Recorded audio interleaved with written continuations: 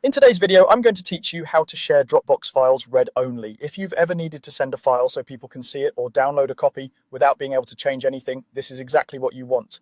A read-only link keeps your original file safe while still making it easy for others to access. First, open your web browser and go to dropbox.com. Sign into your account the way you normally do. Once you're in, navigate through your folders to find the file you want to share. When you've located it, hover your mouse over the file so the action buttons appear, then click the share button. You'll see sharing options pop up. It can be tempting to click copy link and send it right away, but don't do that yet. That first link can sometimes allow editing depending on your settings or what you've done previously. To make sure the link is strictly read only, you'll need to adjust it.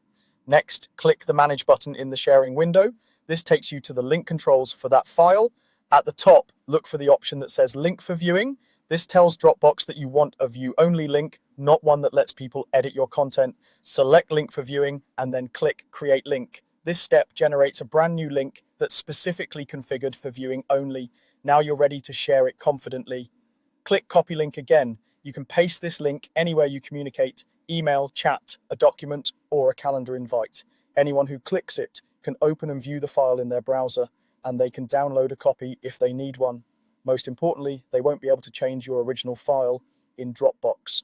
A couple of quick tips as you share. If you've directly invited specific people with edit permissions in the past, those invitations still apply to them when they're signed in. The read-only link doesn't change their existing access. For everyone else who only has the link, it's view only. Also, if you ever need to stop sharing later, you can return to the same manage area to modify or disable the link. That's it. You've created a clean, read-only Dropbox link that keeps your work intact while making it simple for others to see exactly what you want them to see. Thanks for watching.